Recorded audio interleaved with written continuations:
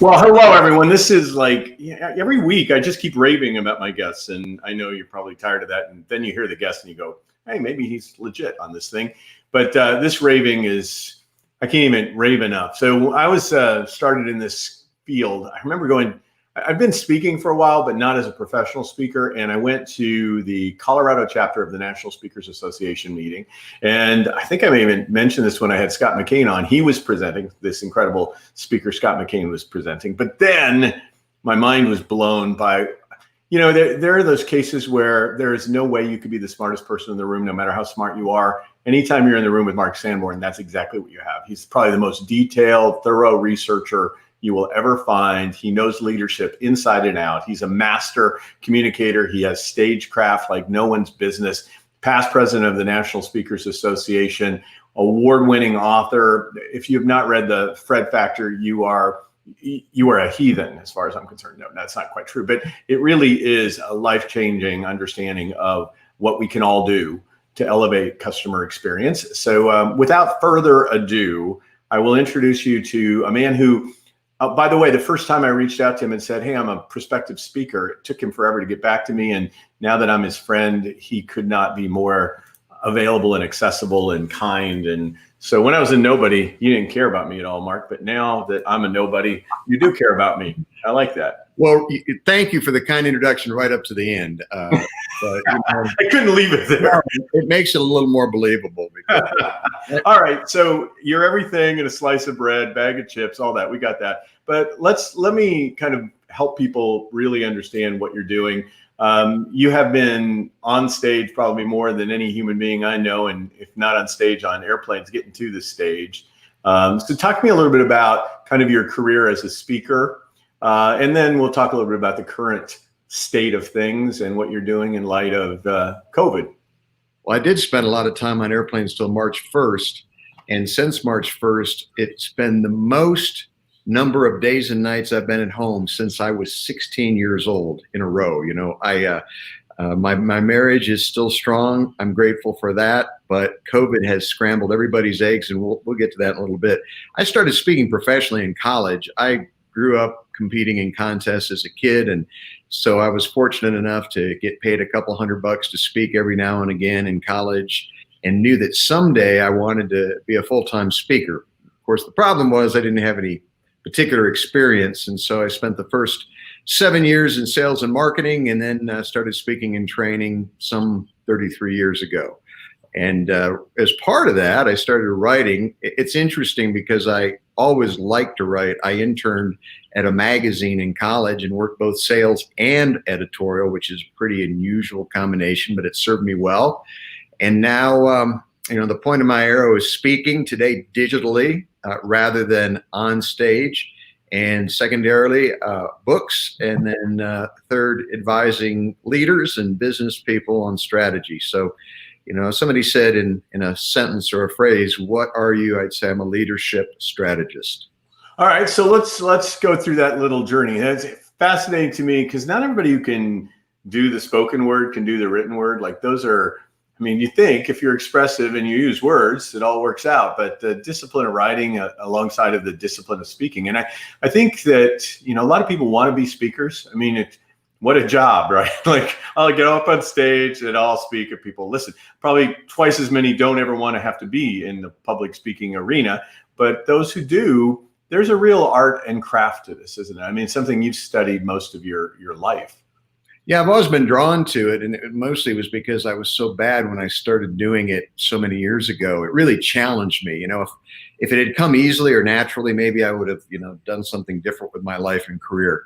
I think it's important for people to realize, though, that, when they see a professional speaker like you or me or any of our colleagues, if we're good, we make it look easy. And that's what really plants the seed that I could do that too. But I always say, being a professional speaker is like going from being an amateur golfer to a pro golfer. As an amateur, you can have fun. You're playing, scrambles, and you're playing golf with your friends who are roughly the same skill level. But if you have to make a living based on your skills as a golfer, the pressure increases by 100-fold.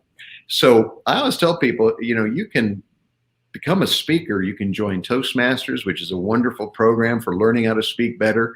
There's a number of speaking coaches now, actually probably more than there's ever been, but getting paid consistently, and that's the key. You know, every once in a while a blind pig finds an acorn, but getting paid consistently to be in front of an audience is a lot of work, and it takes as much stagecraft as it does marketing and promotion.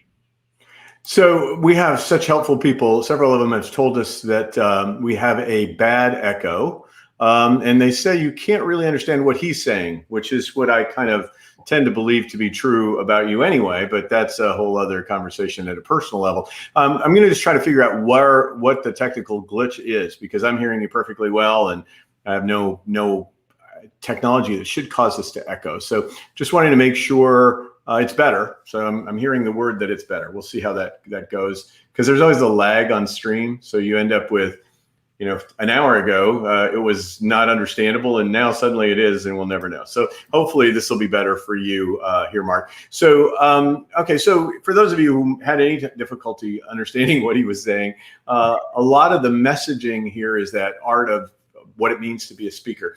Let's talk about the art of pivoting and leadership, right? Because you have had to lead your own organization through a major pivot as a FI, really. We're in a business that doesn't function the way it did up to that point you mentioned in March. So if you'd be kind enough to just share what you've done to first adjust your own business to be successful in light of the fact that things are, not what they were. We're getting signals that the audio is much better now. So I have no idea why. I hope it stays better once I start speaking. And that I don't have to go back and repeat everything that I said earlier, because my memory isn't that good. All right, go ahead. You interviewed our mutual friend, Scott McCain, and Scott has an interesting comment. He says that he doesn't like the word pivot because to pivot, you have to turn your back. I do think that really what we have to do is reinvent ourselves. And that means finding the intersection between our expertise and the new marketplace. As a speaker, you and I have gone from being on stage to being on computer screens. So early on, the writing was on the wall. It didn't take a futurist to know that you really need to understand the digital platform, Zoom and GoToWebinar and all of those. What I did in addition was I thought, everybody's going to be using the same technology and basically the same equipment. So I said, I don't really want to produce, which is what you effectively have to do when you're speaking digitally. I want to present. So I partnered with a longtime friend, Mark Camacho, and we created Livestream Denver. And what Livestream Denver is, it's a full service studio where you can go and get professional quality production, whether it's a Zoom meeting or you want to do a staged filmed event. And you can do it affordably to do one of two things: either to give yourself a competitive advantage. And by the way, that would include being an executive, a sales pro, as well as a speaker. Or if you have a meeting planner or a client who says, I want to make sure this goes well, that everything is done right. Well, that's what we created Livestream Denver for. If anybody wants to check it out, it's a work in progress. It's livestream-denver.com. livestream-denver.com. And I would say we've probably done at least 3 iterations of digital broadcasting in the little preview or promotional reel that you can watch there. And we continue to adjust it because things are changing so quickly. Joseph, my clients have said, what's the one thing people want during and or post-COVID? And the good news is it's what they've always wanted, and that is to be more successful because they did business with you. Now, how they become more successful, I think the palette is even bigger than it was before, because when I did the research around lessons from leadership in a time of crisis, it was, again, no shocker that there's a high level of anxiety simultaneously with a pretty encouraging level of optimism. So if I was going to paint with a really broad brushstroke, I would say that leaders today, a primary agenda item should be to reduce the anxiety for your clients and your employees doing business with you, and to find ways to deliver on that optimism. And the optimism part says nearly 50% of the people, especially younger generations, think life and business will be better after COVID. And that's really encouraging. You know, it isn't like this gloom and doom perspective that says, you know, I don't think things will ever go back to normal, but I don't think things will go back to only as good as they were. And I think that's good news.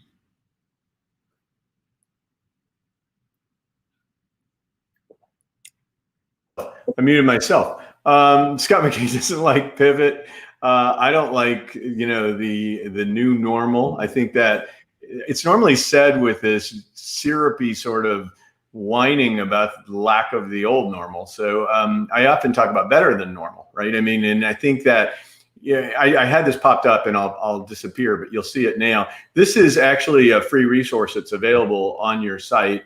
And it is this study that you just mentioned. So, you know, obviously, you know, I wrote a book about Stronger Through Adversity, and it's focused on talking to a bunch of leaders. This is a really thorough evaluation, data-driven evaluation of how people are perceiving what leadership looks like during and beyond the pandemic. Do you want to talk a little bit about the origins of your project here, and then kind of what, you don't have to give too many more results. You just gave a little tease right there of the perspective of younger folks in terms of the future. But are there a couple other, you know, headlines you could, you know, talk about? People can get the free PDF at your website. Sure, and that's an executive summary, so there'll be a lot more granular detail there. But, you know, I wanted to always do primary research.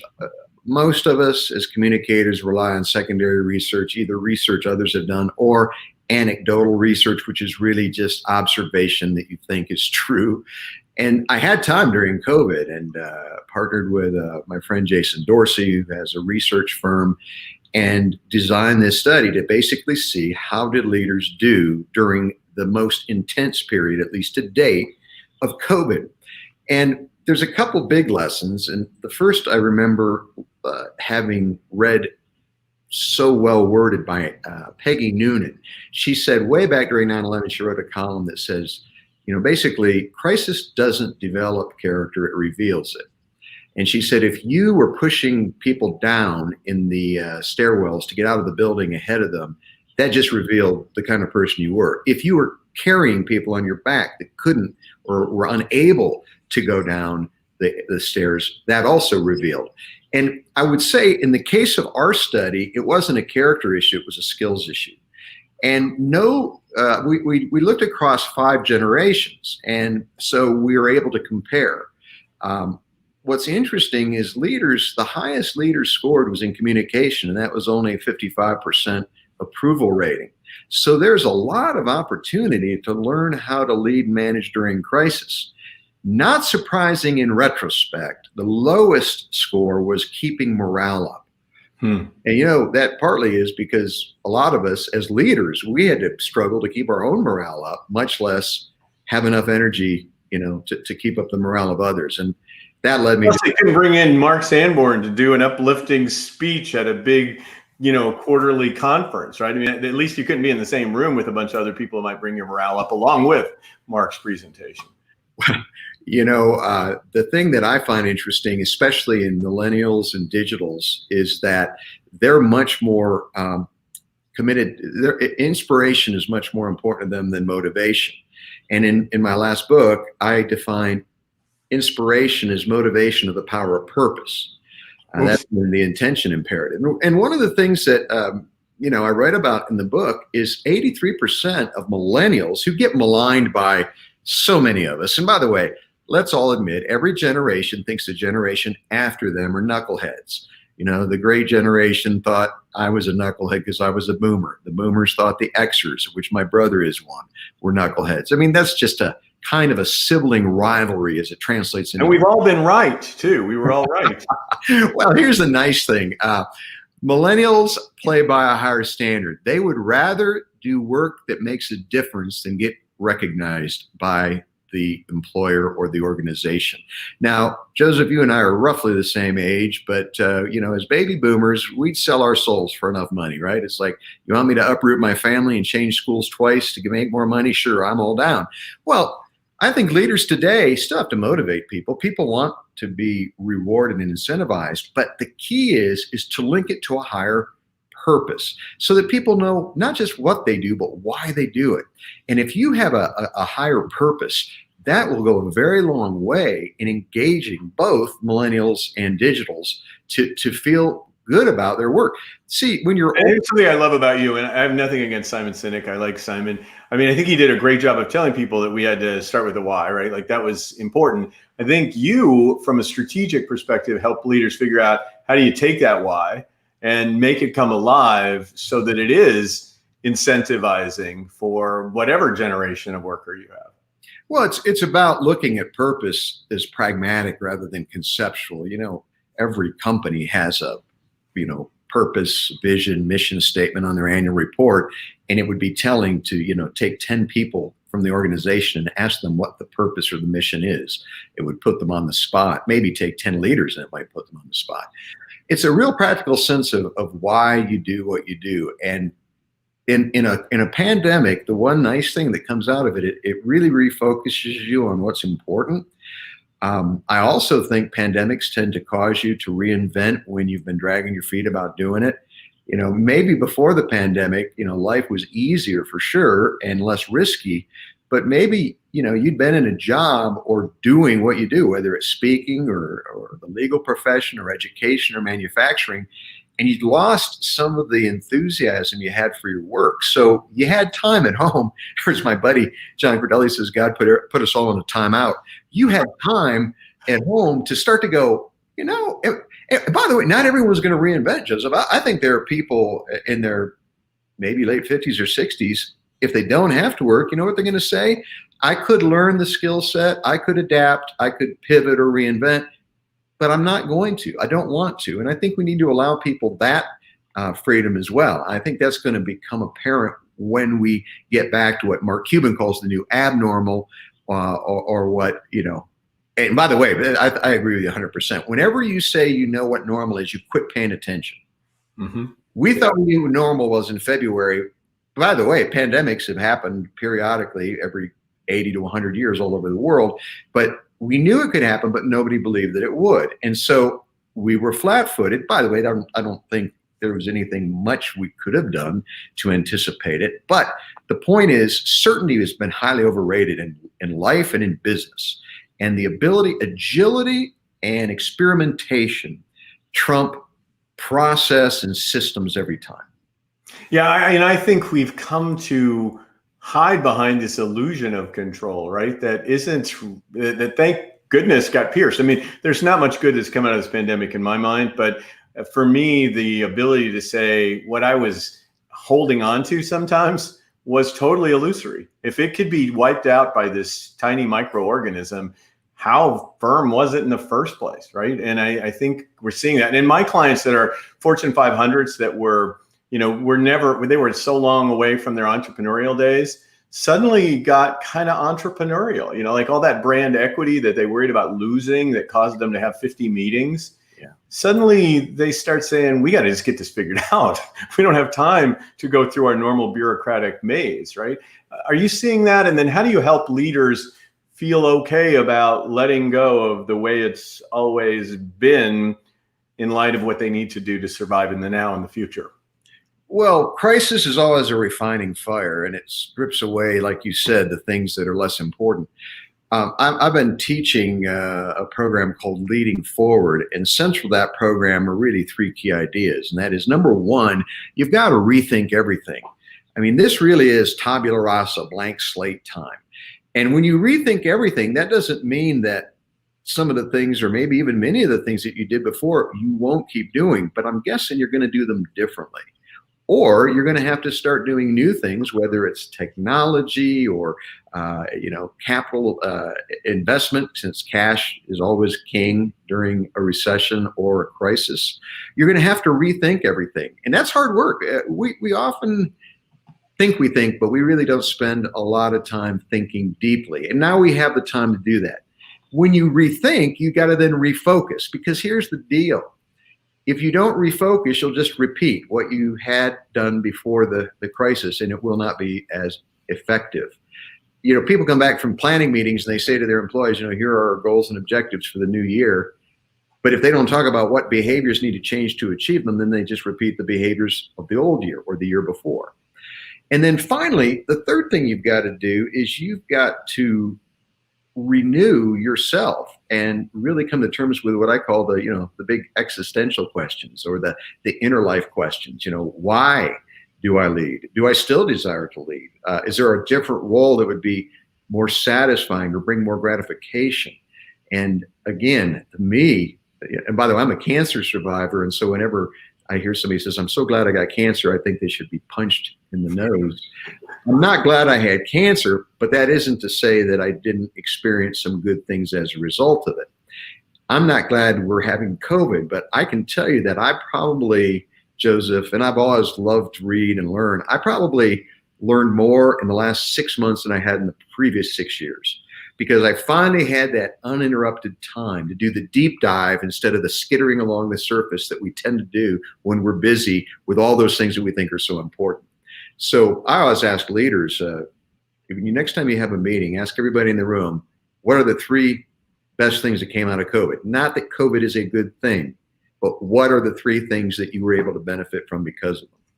And I think just getting people to try to find some positives to build on enables them to build higher, right? Versus, digging the hole deeper and then trying to figure out how are we going to get to the skyscraper up, right? So let me tell a story out of school. And that was that after I saw you speak in Denver for the first time, I reached out to you to speak for a hospital system. I was the organizational developmental specialist for this hospital, and there was a Seventh-day Adventist hospital merging with a Catholic hospital. It was a pretty exciting time to be brokering organizational effectiveness. And we had this big retreat coming up, and I knew I needed to land Mark Sanborn. I also knew I had a budget that was about 2/3 what your rate was. And I came to you and I said, look, you barely know me. I have this great deal. I mean, 2/3 was a lot of money for our healthcare system. And he said, Joseph, if I'm going to do it, I'm going to donate the whole thing. And I have a certain number of those that I do every year. And here's, where I put my focus and attention on those. And this doesn't qualify. So I'm unable to do it for free. So the alternative is you meet my fee. Well, we ended up not using you, and we ended up with a lame speaker, to be quite honest with you, for the budget that I had, that I thought was pretty fabulous. But I loved something. I mean, that taught me early on that you just don't give away value, and you also do good things. You can do both. And I think one of the things that we often find in working with leaders or being a leader is, how do I do good things and be profitable all at the same time? So I just share that story mostly as a reaction piece. I don't really, need to say anything other than the fact I knew it was you, Michelli, and I wasn't going to do it even if you paid me double fee.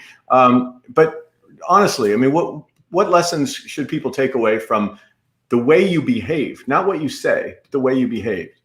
Well, first, before I forget, because I'm kind of ADD, at least metaphorically, you've gone on to become a world-class speaker, and not only am I proud to call you a friend, but I admire the work you've done both as a speaker and as a writer. So, you in many ways surpassed the masters that you've learned from. So thank you for the kind words, but I just want, if people aren't. That is kind, but I do consider you a brother, so it's okay for you to say nice things about me, because if we were really brothers, I don't know how credible you are, but it's okay to say them. Go ahead. Brothers, to the point. If we were brothers, we'd be. Way you behaved before you were my mentor. Well, it is about. Hang on a second. There I go. I lost the screen. Boy, we're having all sorts of technology demons. Hold on. We have to interrupt this show for a moment, because I need to respond to Joe's question here, because you want to talk about ADD. Let's go with this. What are 3 takeaways, Mark, that you would suggest to viewing this segment? Is there a link to review your highlights of your books? So let's make sure we don't miss that out. Whatever point you're going to make. I thought he was asking us to do the 3 takeaways from your earlier thing, and I thought we'll never be able to get that back if we don't answer the question. Joe, we're going to get around to that question shortly. Sorry, we're not interrupting the program to answer that question. So back to your answer. So in the specific instance where you held your fee integrity and still did good things. Well, first, the market determines value. Whenever somebody says, some pro athlete's not worth $100 million, Actually, they are, because somebody was willing to pay them $100 million. Never confuse a monetary exchange with a meaningful assessment.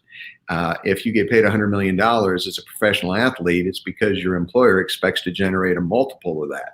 Now, do teachers get paid what they're worth in terms of the impact they have? No, they don't. But again, the marketplace says this is what we're willing to pay for an educator. And regrettably, there's often a mismatch. And like you said earlier, when there is a mismatch, you often get what you pay for. When you underpay for value, people eventually say, why try, or why bother? The second thing is, since the market determines value during COVID, as I said earlier, everybody's eggs were scrambled. And so there's been a value reset. And I've heard a lot of posturing, about how people aren't taking a penny less than they used to.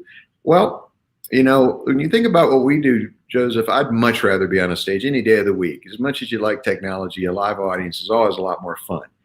But if I don't have to leave my home or my office, and if I can do 2 or 3 presentations a day digitally, the client knows that I'm not traveling, taking 2 days, getting on an airplane, staying in a hotel, eating, food on the road. They don't expect to pay. Now, there are some rock star speakers, and the prices tend to maintain for celebrities. But I'm not a celebrity. You're not a celebrity. We like, what we do. But as a result, we've had to recalibrate. And for the beginning of COVID, the single most important question I ask myself and encourage my clients to ask is, how can I be of greatest service? And not how much can I get paid for it? I mean, after all, we had time on our hands. At least most people did. By the way, if I write a new book, it's going to be called Busy and Broke. You can be too. Because for the last 6 months, I literally have been busier than I've ever been, but I've been busy in a different way. It hasn't been the routine of 50 or 60 events a year, but I've been busting my hump. But I've been using the time differently to answer that question. How do I continue to help people be more successful in their businesses and their lives, not because of, but in spite of sometimes the alternative delivery systems? And those are the kinds of questions every company has to grapple with. All right, I'm going to get to Joe's question, but I need to set it up a bit. All right, so here are 4 major books by the great Mark Sanborn. The one that always comes to mind, the one that kind of, I think, catapulted you to like yet a different level was The Fred Factor. Is that fair to say? Oh, yeah, very fair. I would agree. Yeah, and so for those of you who've not read it, again, I have no idea where you have been in your lifetime, but you can make up for it now with the extra time in COVID. You can go out and grab it, and The Fred Factor is about your postman, Fred. I find this to be every man's guide. Everybody can be a Fred. Every man's guide to how to be better at delivering extraordinary, memorable experiences and caring more about people than people think you could, without doing a whole inordinate amount of stuff. I mean, if I could summarize the book in 2 seconds, can you talk a little bit about not only that book, but maybe more this triumvirate of 4 books? And I think that, if I'm going to be holding my integrity here, I think that's going to get us right around where Joe wants us to be. What are 3 takeaways, Mark, that you would suggest to viewing this segment? Is there a link to review your highlights of your books? So you can give your highlights of your books, which will be one of the key takeaways, and you can offer any other links you might have. Well, let's go back to the beginning. I'd written some books before The Fred Factor. They were off radar. They didn't sell very well, if at all. They weren't very well written. I wrote The Fred Factor, and I need to answer the question, why did it sell so well? It's not my best writing, but I think it resonated because it was a story about an ordinary person doing his work in an extraordinary way. And I'll jump to the end of the story quickly and tell you that the next 3 or 4 books I wrote, and really all my books, I find in retrospect have an underlying theme, and that is nobody can prevent you from choosing to be extraordinary. The Fred Factor established that. Potential principle shows you how to keep getting better even if you're among the best. You don't need a title to be a leader. Teaches you how to make a positive impact whether or not you're a titled leader. And the intention imperative is how to have an extraordinary organization, which has 5 case studies from 5 very extraordinary organizations in 5 very different spaces. So the Fred Factor was about a guy that delivered the mail, which on the surface doesn't seem like a particularly difficult or challenging job, but he made it artistry. And you can read the first chapter for free if you go to fredfactor.com. Just fredfactor.com. There's a chapter there called The First Fred I Ever Met, and that'll tell you the story. As I've worked going forward, leadership's always been my focus, and I define leadership at base level as making the world a better place for others. If you make the world a better place for you, that's called ambition. And I've got nothing against ambition. I think ambition is fine, but ambition is usually in service of self. Leadership doesn't mean you won't benefit. It just means others will benefit too, whether it's your team or your community or your organization or your alma mater. That's what leaders do, and they don't do it because of their titles. A title doesn't give you any skills. In a rational organization, a title confirms your skills, but it certainly doesn't bestow those skills. What I liked about it, I think when I first picked it up, I thought this is going to be a book about if you're not titled, you can be a leader, but it's really a book about you could be a leader whether you're titled or not, right? I mean, that was the little bit of a twist on it. I thought this was just going to be the inspirational thing for people who lacked a title, but it was like step into it. The title is irrelevant. Well, the great irony is most of my audiences are titled leaders, but I always said if I ever reissue the book, it's going to be called "You Don't Need a Title to Be a Leader, but if you have a title, it won't screw you up if you do it right." That's exactly what you were talking about. It's leadership. The title is an accessory to doing a good job at making the world a better place for other people. All right, so let me get to some of the other people. We got all kinds of comments going on here, but let me give you this one. I met Mark Sanborn 20 years ago at NSA. I welcome this opportunity to hear him again. Does that make you feel old? I mean, I guess that's the question. 20 years ago, somebody met you at NSA, probably hasn't had another touch point with you where they've actually seen your face and heard your voice, right? Or maybe they have, maybe they're watching your videos, but that sense of 20 years ago, I was in the room with them. Well, first of all, it's gratifying, but what makes me feel old is being old. I mean, people say, does it make you feel old? No, I just feel like I'm 62 years old. I try to keep in pretty good shape, but if you fight aging, you fight the inevitable, because the question isn't, are you going to age, but how are you going to age? Are you going to become more gracious and magnanimous? Are you going to stay as healthy as you can? Regrettably, gravity is a hard taskmaster on the human body. But I've had so many great friendships. Some of them were, kind of quick encounters. I've been a member of NSA, believe it or not, for over 35 years. Well, we better say what that is. I mean, there are people that are probably thinking we're talking code. The National Speakers Association. Okay, go ahead. NSAspeaker.org. Because I joined in college. By the way, you say, well, you weren't a full-time speaker in college. Here's one of my takeaways. Learn the skills you need before you need them. So if you say, someday I want to be a fill in the blank, better golfer, professional speaker, an author, start learning the skills now. Don't say I'm going to write a book and then try to figure out how to do it. So I joined NSA knowing that, no, I was only speaking part-time then, but I hope to be a full-time speaker someday. Good. Well, I put nsaspeaker.org in the notes section here in the comment section. So if you are an aspiring speaker, it certainly is a place. They have mentorship programs, so it helps you. It learns the business of speaking too. So there's all that stagecraft you have to really be able to put a story together, hold an audience's attention, all of that.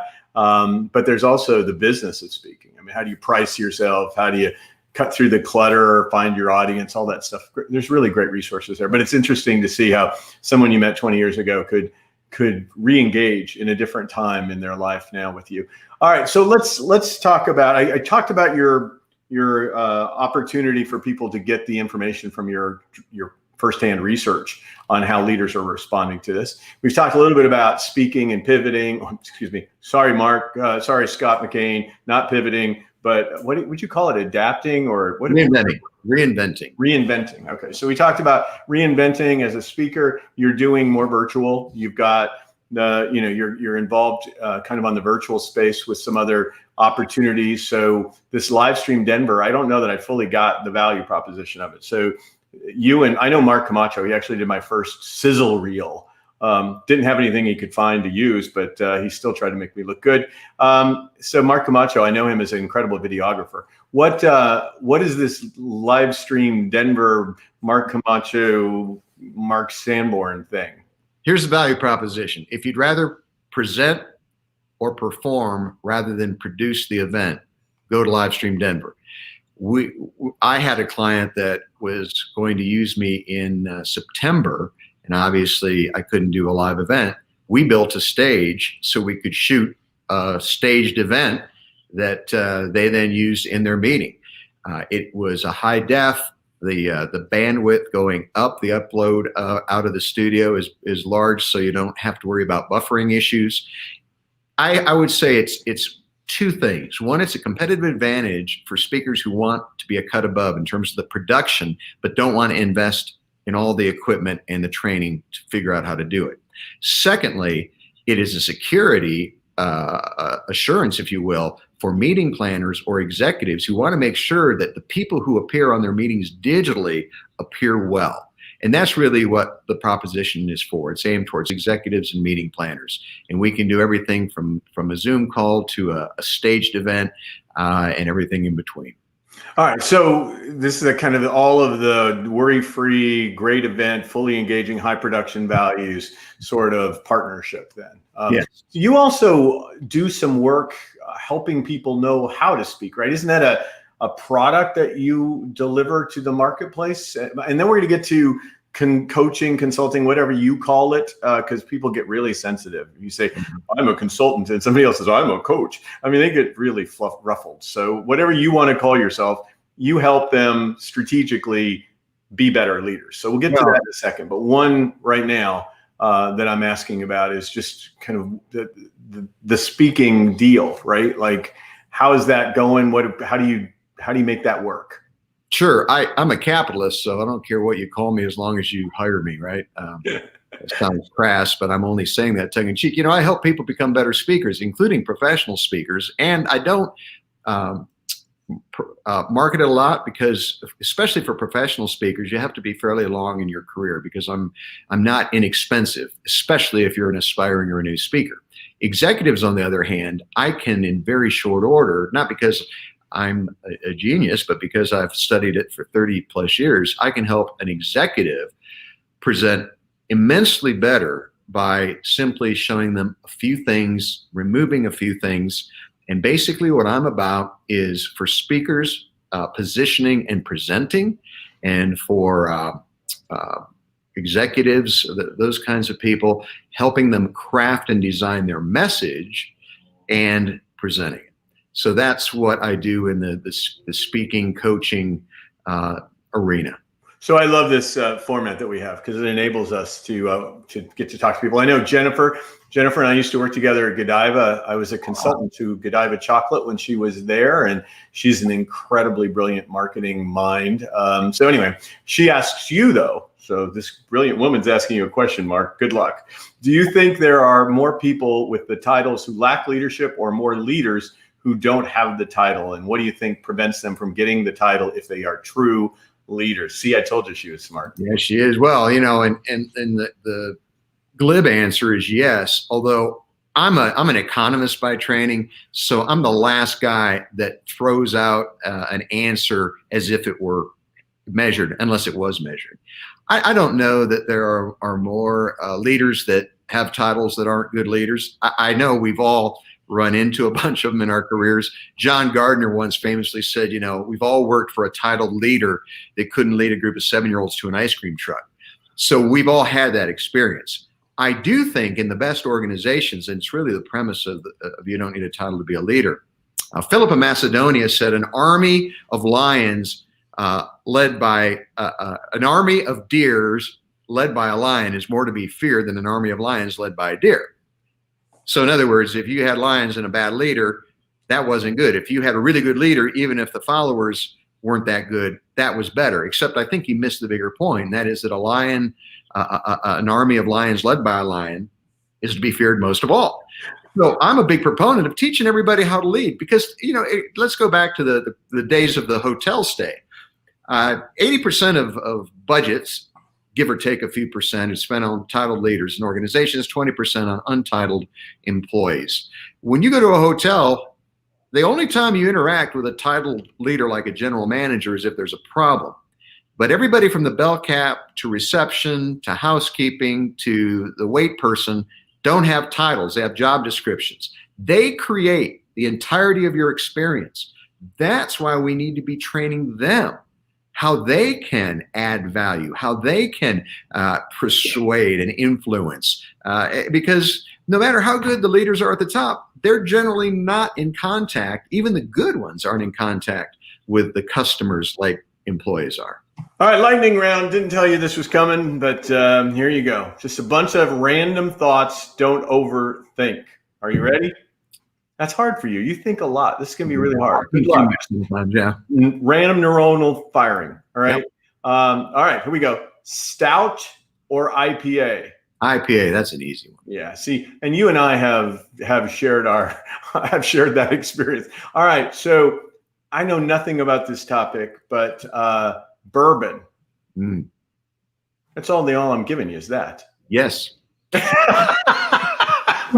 Okay, moving on to deeper subjects, apparently. A person needs hobbies, and mine are B&B, beer and bourbon. I drink responsibly. I make that a point. But the nice thing about both beer and bourbon is there's something that you can not only drink and enjoy, but you can study and learn a lot from. There's always a story behind the brewer or the recipe.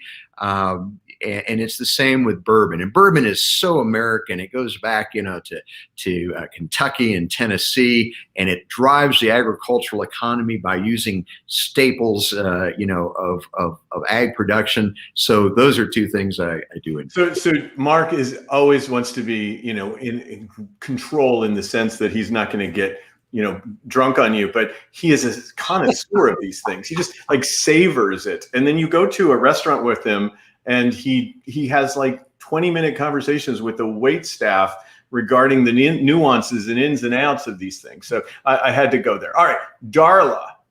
My wife, my best friend. I am the president of the Guys Who Overmarried Club, and she is Southern. I am a Yankee, so I'm in a mixed marriage. I always say I've learned to speak Southern. I'm now bilingual. And I have never had this happen. In my lightning round, other people are participating. Joe's back in. How about this? Fishing captain or mountain climber? I used to aspire, and I did climb, but not very much. I always aspired to be a mountain climber, but I think being a fishing captain would be much more fitting for this phase in my life. I do love to fish. Why is it more fitting for this phase of your life? Because I like floating around in a boat, catching fish and drinking beer and bourbon. I mean, it just combines so many of my interests. So I read Old Man and the Sea when I was a young man, and I totally read it from the young man's perspective. And then I read it a few years ago, and I'm like, whoa, I'm crying because I'm the old dude. Yeah. It's amazing how you shift your character on those things. All right, your boys. Oh, the joy of my life. I was a single guy till I was 37. I didn't get married till I was 37. And one of the things I learned is if I had never gotten married and never had kids, I would not have known what I missed because I would have never had that frame of reference. But, next to my wife, my boys bring me so much joy. One is a Marine, one is a rapper. One of these is not like the other. My oldest son, Hunter, is at Quantico right now. He's a second lieutenant, graduated from Ohio State in aerospace engineering. He's got a slot as a pilot for the Marines. My youngest son is doing real estate here in Denver. His stage name is Jack Wavy, and he has a bunch of songs online and on Spotify. And they both bring great joy to my life. I got to throw in my puppies. We have toy fox terriers, and if you're not a dog person, you don't know what you're missing. All right. Which of these books should I read first? Fred Factor. Why? Fred Factor is kind of even though I wrote it first, it kind of encompasses everything else. If you do like the book, I got to tell you this, you'll appreciate this. If you really want to feel bad about your life, go to Amazon and read the negative reviews. I went to read about the Fred Factor, and this guy said, this book is stupid. It's written at a 7th grade level. And I wondered, what level is it written at? So I took a chunk of text, and it's easy to do. You go online and you can get an analysis for free. It is not written at a 7th grade level. It's written at a 5th grade level. Yeah, so you are. It's a Hemingway book. It is. It's a Hemingway book. His books didn't do very well either. So let me let me close this segment by saying people can find you, get a hold of you at that website. It's probably the best place to go to better understand that. If they do want to reach out to Helen at marksanborn.com, they can do that, or they can use the phone. Think about that pre-COVID. And so you can reach out to her at 910-256-3495. My guest has been Mark Sanborn. If you actually forward this presentation to someone, if you let us know that you've done that, shared it on your social, I will send you a copy of Leading the Starbucks Way, just one of my books. I'll just send it to you. So let me know that you forwarded it to someone, and then my team will get back with you and make sure that we can continue to promote the greatness of my wonderful friend, Mark Sanborn. I just want to before we wrap up, my direct email goes right to me as mark@marksanborn.com. So don't bother other people. Go right to the source material, mark@marksanborn.com, and we'll do that. Let me just preview who's coming up next. Got to get rid of the banner for Helen. I really wanted people to get a hold of her, apparently. Carl Mecklenburg, a friend of both Mark's and mine, Denver native when we were all kind of kicking around in Denver. Mark's still there, so is Carl. Carl Mecklenburg, a Ring of Famer for the Denver Broncos. I was involved in a book that he wrote, helping him write a book about leading high school athletes, so student athletes. So we'll talk some about that book and his speaking career as well. John Spence, who wrote Awesomely Simple, great leadership mind around simplification. Chester Elton's going to be on in the very near future. The one that really got me early was the kind of carrot principle, which I thought was just brilliant. And then he's got all these other books on gratitude and all in. So be looking for that broadcast coming up very soon. Got to thank you for the openness and for the guests and all that other stuff. Thank you very much for your comments. All of you who participated today. Again, if you forward this to somebody you know, maybe an enemy, I don't know, just forward this to someone. I'll send you a book and you can be doubly cursed. All right, enough of that. Thank you all. It's terrific having my friend Mark with me. We will get back together. We had to go a little early today because I have to run to actually practice capitalism in my own way. All right, with that, let's send you off with just a reminder to tell somebody and get involved with us on YouTube.